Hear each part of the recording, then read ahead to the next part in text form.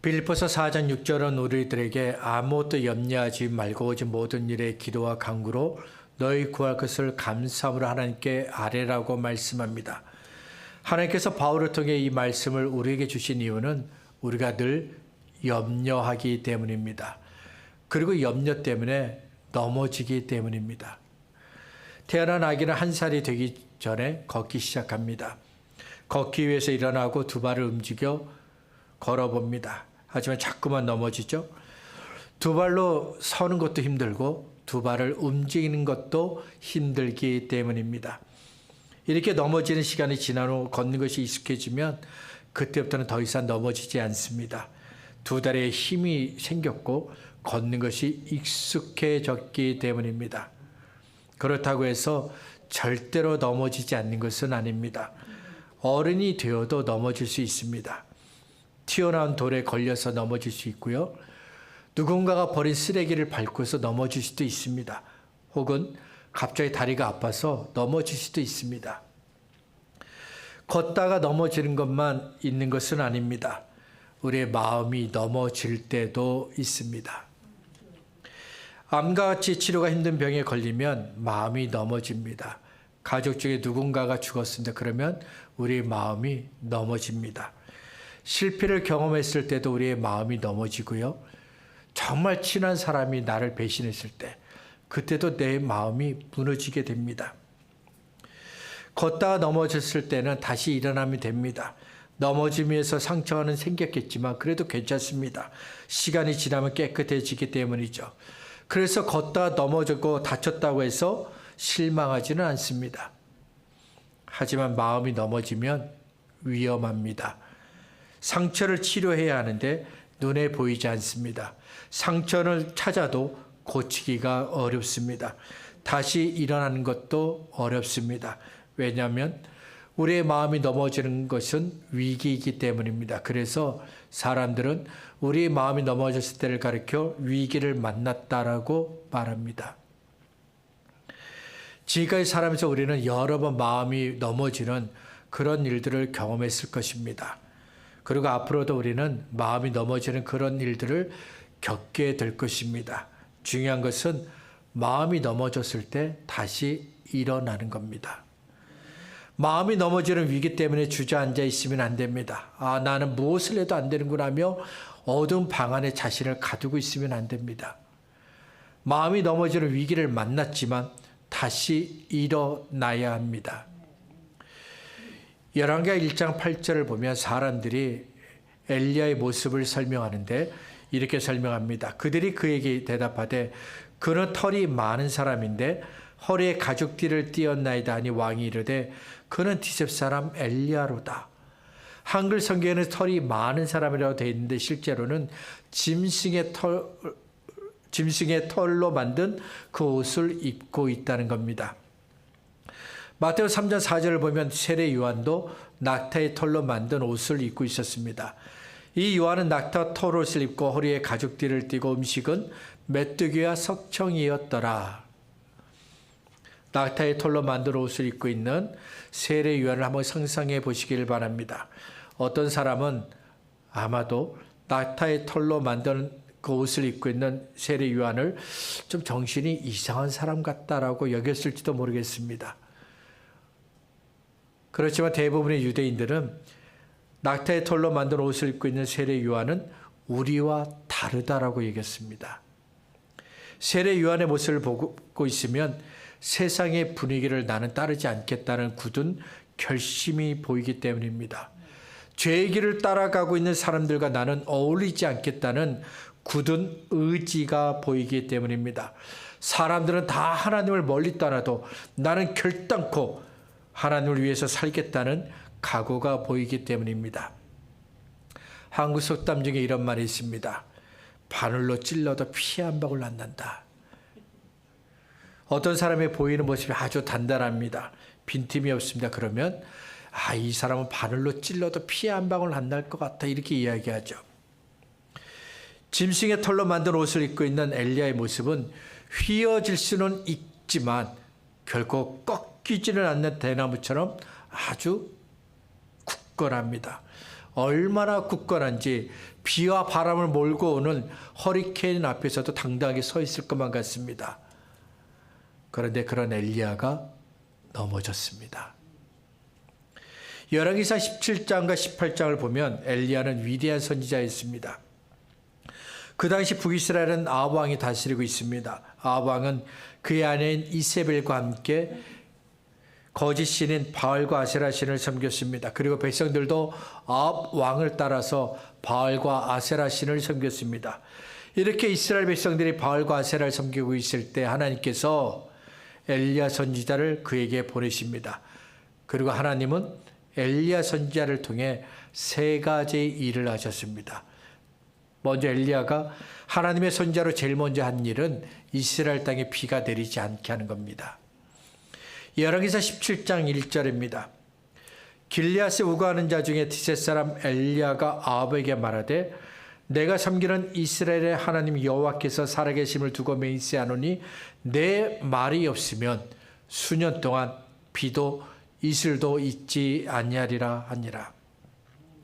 야고보서 5장 17절은 엘리야가 비가 오지 않기를 간절히 기도한 이후에 3년 6개월 동안 비가 내리지 않았다고 말씀합니다. 신명기 11장에서 하나님은 이스라엘 백성이 하나님의 계명을 잘 지키면 농사를 지을 수 있도록 이른 비와 늦은 비를 주시겠다 약속하셨습니다. 반대로 이스라엘 백성이 하나님의 계명을 잘 지키지 않으면 이른 비와 늦은 비를 주지 않겠다고 약속하셨습니다. 하나님께서 엘리야를 통해 이스라엘 땅에 비가 내리지 않게 하셨습니다. 이것은 하나님을 멀리하고 하나님의 계명을 지키지 않는 이스라엘의 죄에 대한 하나님의 형벌인 겁니다.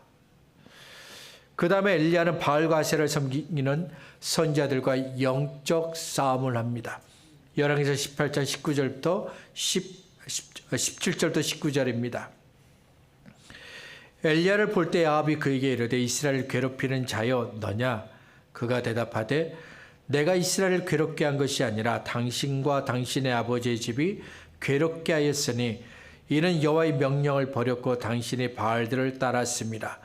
그런즉 사람을 보내 온 이스라엘과 이세벨의 상에서 먹는 바알의 선지자 450명과 아세라의 선지자 400명을 갈멜산으로 모아 내게로 나오게 하소서. 바알과 아세라를 섬기는 선지자들이 850명입니다. 그러면 그들과 맞서 영적 싸움을 하는 사람은 몇 명일까요? 엘리야 혼자입니다. 엘리야 선지자 혼자 바알과 아세라를 섬기는 850명과 영적 싸움을 합니다. 그리고 이깁니다. 마지막으로 엘리야는 3년 6개월 동안 내리지 않던 비를 다시 이스라엘 땅에 내리게 합니다. 열왕기상 18장 41절부터 43절입니다. 엘리야가 아합에게 이르되 올라가서 먹고 마시소서 큰 비 소리가 있나이다. 아합이 먹고 마시러 올라가니라.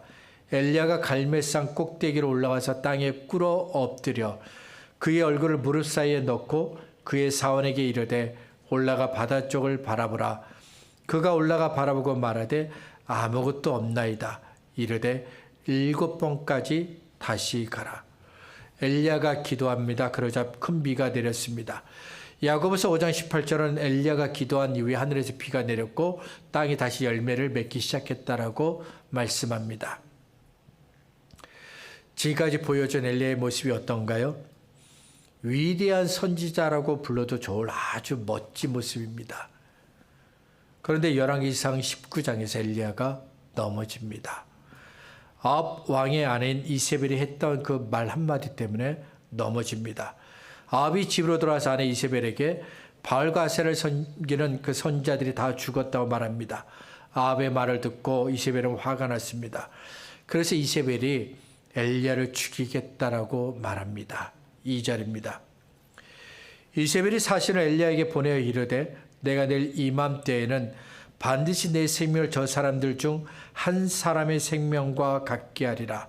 그렇게 하지 아니하면 신들이 내게 벌 위에 벌을 내림이 마땅하니라 한지라. 이세벨은 반드시 엘리야에게 보복하겠다고 맹세를 합니다. 왕의 아내가 한 말입니다. 그러니 이세벨이 말한 대로 될 겁니다.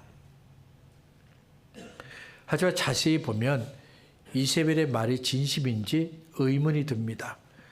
지금 이세벨에게는 자기가 믿는 바알과 아세라 신을 섬기는 850명을 죽인 엘리야를 향한 미움과 분노가 있습니다. 그래서 정말 엘리야를 죽이고 싶었습니다. 그런데 이세벨이 오늘 혹은 지금 당장이 아니라 내일 엘리야를 죽이겠다고 말합니다. 왜냐하면 지금은 엘리야를 죽일 수 없다는 것을 이세벨도 잘 알고 있기 때문입니다. 열왕기상 18장을 보면 엘리야가 기도했을 때 하늘에서 불이 내려왔습니다. 모든 백성들이 불을 보고 하나님이 우리 하나님이라고 소리쳤습니다. 그리고 백성들이 달려와서 바알과 아세라를 섬기는 그 850명을 다 죽였습니다. 또한 엘리야가 기도했을 때 3년 6개월 동안 내리지 않던 비가 땅에 내렸습니다. 엘리야가 했던 그 모든 일들을 많은 사람들이 보았습니다. 그들이 볼 때 엘리야는 참으로 위대한 하나님의 선지자입니다. 바알과 아세라도 건드리지 못하는 위대한 하나님의 선지자라고 생각했습니다. 이세벨도 백성들이 엘리야를 어떻게 생각하는지 알고 있습니다. 때문에 지금은 이세벨이 아무리 화가 나도 엘리야를 죽일 수 없습니다. 그러면 내일은 엘리야를 죽일 수 있을까요? 아닙니다. 오늘 할 수 없으면 내일도 할 수 없는 겁니다. 그러니 엘리야를 죽이겠다는 이세벨의 그 말은 이루어질 수 없는 위협이고 협박일 뿐입니다. 베드로전서 5장 8절은 하나님을 믿는 저와 여러분을 대적하는 마귀에 대해서 이렇게 말씀합니다. 근신하라, 깨어라. 너희 대적 마귀가 우는 사자같이 두루다니며 삼킬 자를 찾나니, 사자가 사냥을 위해서 울부짖는 것처럼 마귀도 하나님을 믿는 성도들을 공격하기 위해서 무서운 소리를 내고 있습니다. 그 소리가 얼마나 무서운지 그 소리를 듣는 성도들이 무서워서 벌벌 떱니다. 금방이라도 마귀가 내게 달려와서 나를 해야 할 것이라고 생각합니다. 그런데 아무 일도 일어나지 않습니다. 왜 그런지 아십니까? 마귀는 하나님의 자녀에게 손을 댈 수가 없습니다. 왜냐하면 하나님께서 하나님의 자녀인 저와 여러분을 지키시고 보호하고 계시기 때문입니다. 그래서 마귀가 아무리 우리를 위협하며 소리를 낼지라도 그 소리는 그저 위협에 불과할 뿐이라는 겁니다. 마태복음 10장 28절에서 예수님은 말씀하셨습니다. 몸은 죽여도 영혼은 능히 죽이지 못하는 자들을 두려워하지 말고 오직 몸과 영혼을 능히 지옥에 멸하실 수 있는 이를 하나님을 두려워하라. 마귀는 사람들을 두렵게 합니다. 하지만 두렵게만 할 뿐 그 이상은 못합니다. 때로는 마귀가 성도들의 생명을 빼앗아 가기도 합니다. 그래도 괜찮습니다. 왜냐하면 하나님의 손에 있는 나를 절대로 마귀가 빼앗을 수 없기 때문입니다. 이세벨이 엘리야에게 한 말도 마찬가지입니다. 이것은 그냥 협박이고 위협일 뿐입니다. 그런데 엘리야의 반응이 이상합니다. 3절과 4절입니다. 그가 이 형편을 보고 일어나 자기의 생명을 위해 도망하여 유다에 속한 브엘사바에 이르러 자기의 사원을 그곳에 머물게 하고 자기 자신은 광야로 들어가 하룻길쯤 가서 한 로뎀나무 아래에 앉아서 자기가 죽기를 원하여 이르되 여호와여 넉넉하오니 지금 내 생명을 거두시옵소서. 나는 내 조상들보다 낫지 못하니이다 하고. 이세벨이 내가 내일 너를 죽이겠다 했던 그 말을 들은 엘리야가 어떻게 반응합니까? 이세벨의 말을 들은 엘리야는 무서웠습니다. 이세벨을 피해 도망갔습니다. 그리고 엘리야는 하나님 나를 죽여주세요라고 기도했습니다. 엘리야가 왜 이럴까요? 그의 마음이 넘어졌기 때문입니다. 성경을 보면 많은 사람들이 넘어졌습니다. 좌절하고 실패하고 낙심했던 시간들이 있었습니다. 그 중에는 우리가 믿음의 사람이라고 부를 수 있는 그런 사람들도 포함되어 있습니다. 먼저 모세를 들 수가 있습니다. 출애굽기 2장을 보면 모세는 자기에게 이스라엘 백성을 구원할 수 있는 힘이 있다라고 여겼습니다. 그래서 이스라엘 백성을 때리고 있는 애굽 사람을 그가 죽였습니다. 하지만 이스라엘 백성은 모세를 살인자라고 불렀습니다. 그래서 모세는 살기 위해서 미디안 광야로 도망을 갑니다. 다윗도 넘어졌습니다. 다윗은 하나님을 존중히 여기는 사람입니다. 하나님도 하나님을 존중히 여기는 다윗을 기뻐하셨습니다. 하지만 성경을 보면 다윗은 두 번의 실패를 경험합니다. 사무엘하 11장을 보면 다윗이 우리의 아내인 밧세바와 동침을 합니다. 간음을 한 것이죠. 후에 밧세바가 임신을 하게 되니까 다윗이 밧세바의 남편인 우리아를 전쟁터로 보내서 죽입니다. 사무엘 24장에서 다윗이 인구조사를 합니다. 인구를 조사하는 까닭은 전쟁에 동원할 수 있는 군사가 얼마나 되는지 알기 위해서입니다. 세금을 걷기 위해서도 인구조사가 필요합니다. 그리고 왕으로서 내가 한 일들을 자랑하기 위해서도 인구조사가 필요합니다. 하지만 하나님은 다윗이 했던 이 인구조사를 기뻐하지 않으셨습니다. 결국 다윗의 결정 때문에 7만 명이 죽습니다. 두 번의 실패는 다윗을 넘어지게 했습니다. 절망에 빠지게 했습니다. 베드로도 넘어지죠. 베드로는 모든 사람들이 예수님을 다 버려도 나는 결단코 예수님을 떠나지 않겠습니다라고 맹세했습니다. 나는 죽어도 예수님을 떠나지 않겠다고 맹세했습니다. 하지만 사람들이 너도 예수와 함께 있었잖아 라고 물었을 때 그는 자신 있게 3번이나 나는 예수 모른다라고 부인했습니다. 3번 부인을 한 후 베드로는 넘어져서 절망의 늪에 빠지게 됩니다. 마지막으로 사울, 우리가 잘 알고 있는 바울을 또 넘어졌습니다. 사도행전을 보면 바울이 예수를 만나기 전에는 사울이라고 불렀습니다. 사도행전 8장 1절을 보면 사울은 유대인들이 스데반을 죽인 것을 당연하게 여겼습니다. 사울이 볼 때 스데반은 사람들을 속이는 악한 사람입니다. 예수를 믿는 사람들도 역시 사람들을 속이는 나쁜 사람들입니다. 그래서 사울은 열심히 예수를 믿는 사람들을 잡았습니다. 교회를 핍박했습니다.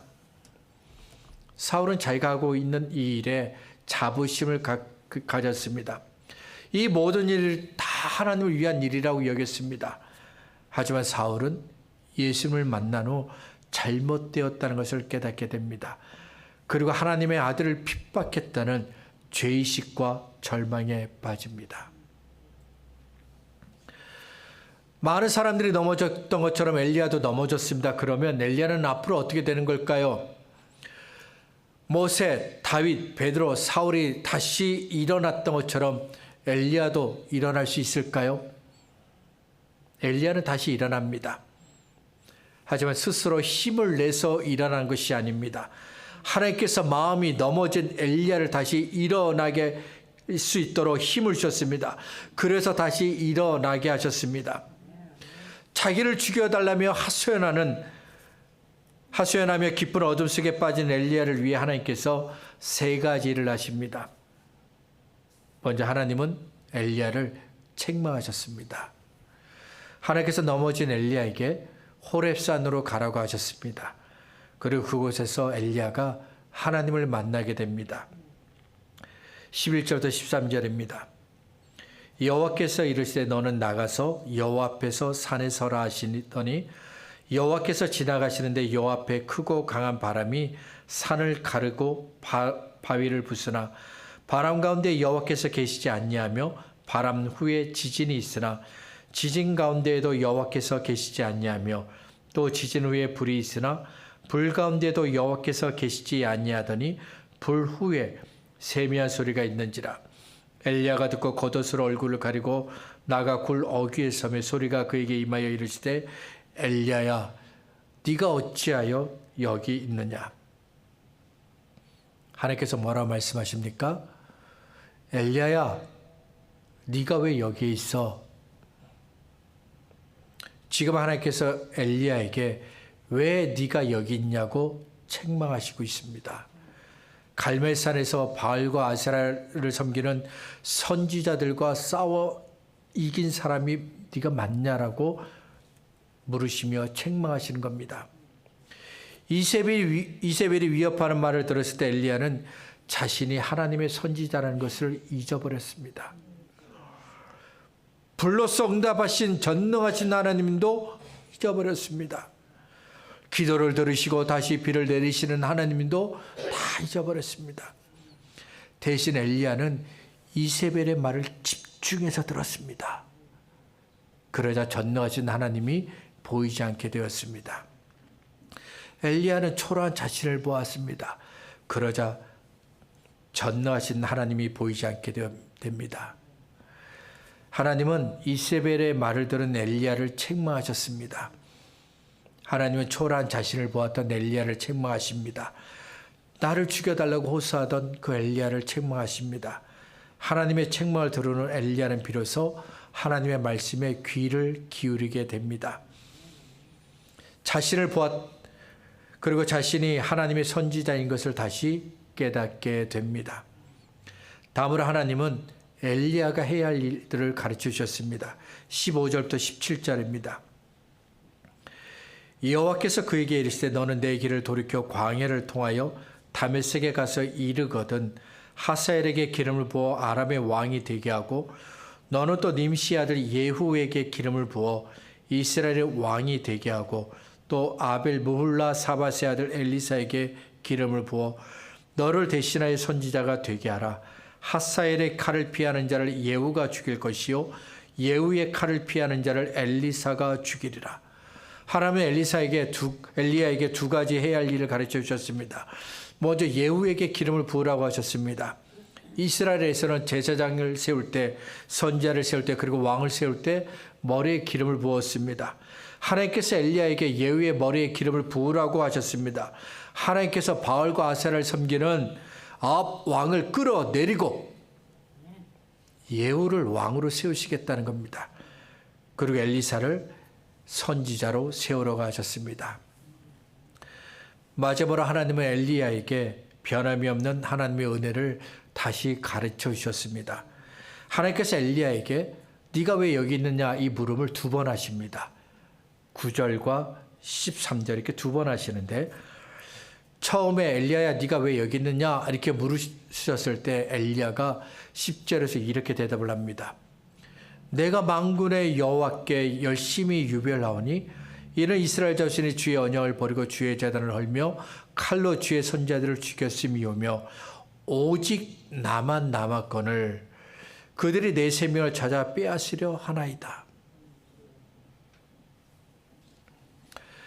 엘리야는 하나님을 향한 자신의 열심이 특별하다고 대답합니다.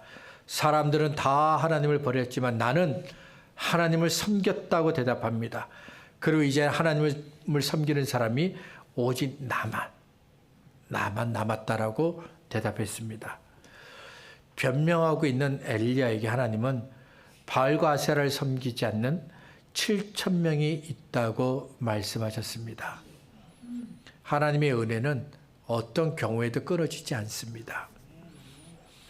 하나님은 하나님을 믿고 의지하는 사람을 기억하시고 그들을 도와주십니다. 그런데도 엘리야는 나만 하나님을 믿고 섬긴다고 생각했습니다. 이스라엘을 향한 하나님의 은혜도 오해했습니다. 그래서 하나님께서 하나님의 은혜를 받은 7,000명이 있다라고 그에게 말씀하신 겁니다. 하나님께서 7,000명을 말씀하신 또 하나의 이유는 엘리야가 혼자 있는 것이 아니라는 것을 알아야 하기 때문입니다. 지금까지 엘리야는 나 혼자만 하나님을 열심히 섬긴다고 생각했습니다. 그런데 하나님께서 같은 마음으로 하나님을 섬기는 많은 사람들이 있다고 말씀하셨습니다. 혼자서는 아무것도 할 수 없는 엘리야에게 필요한 은혜를 주신 겁니다. 말씀을 정리하겠습니다. 엘리야가 이세벨의 말을 듣고 넘어졌을 때 하나님은 엘리야를 책망하십니다. 엘리야가 해야 할 일들을 가르쳐 주셨습니다. 그리고 엘리야가 혼자가 있는 것이 아니라고 말씀하셨습니다. 이런 과정들을 통해 엘리야는 하나님께 그의 시선을 고정하게 됩니다. 이세벨의 소리가 아닌 하나님의 말씀에 귀를 기울이게 됩니다. 그러자 비로소 엘리야는 내가 누군지를 깨닫게 됩니다. 하나님께서 그에게 주신 사명을 깨닫게 됩니다. 그리고 일어나게 됩니다. 우리도 자주 넘어집니다. 이렇게 넘어졌을 때 우리가 제일 먼저 해야 할 일은 하나님께 시선을 고정하는 겁니다. 믿음의 주에 온전케 하시는 이가 되신 예수를 바라보자 말씀하신 것처럼 사람들의 시끄러운 소리가 아니라 하나님께 시선을 고정하며 하나님께서 주시는 말씀을 들어야 합니다. 그러면 지금도 내가 하나님의 구원과 사랑과 은혜를 받고 있다는 것을 알게 됩니다. 하나님께서 내게 주신 사명들을 알게 되고 그리고 다시 일어나게 됩니다. 어떤 사람이 힘들고 어려운 시간을 보냈습니다. 그런데도 예수님을 믿고 기도했습니다. 성경을 읽었고 하나님께 감사하고 찬송을 드렸습니다. 열심히 하나님을 섬겼고 이웃들을 사랑했습니다. 힘들다고 예배를 소홀히 하지 않았습니다. 그러면 하나님은 반드시 그 사람을 도와주십니다. 왜냐하면 넘어졌어도 하나님께 시선을 고정하고 있기 때문입니다. 하나님의 말씀을 듣고 있기 때문입니다. 하나님의 도움을 구하고 있기 때문입니다. 하나님을 더욱 사랑하고 있기 때문입니다. 넘어졌기 때문에 사라진 믿음이 있습니까? 그 믿음이 다시 일어나기를 바랍니다. 넘어졌기 때문에 잃어버린 기도가 있습니까? 그 잃어버린 기도가 다시 일어나기를 바랍니다. 넘어졌기 때문에 잃어버린 감사가 있습니까? 그 감사가 다시 일어나기를 바랍니다. 넘어졌기 때문에 잃어버렸던 헌신과 섬김이 다시 일어나기를 바랍니다. 넘어졌기 때문에 잃어버렸던 소망과 사랑이 다시 일어나기를 바랍니다. 다시 일어나 하나님께서 우리에게 주신 은혜의 자리, 기도하는 자리, 믿음의 자리, 감사하는 자리, 섬기고 헌신하는 자리, 소망과 사랑이 있는 그 자리에 굳게 설 수 있기를 바랍니다. 이 은혜가 이 시간 하나님을 예배하고 하나님의 말씀을 듣는 저와 여러분 모두에게 있기를 소원합니다.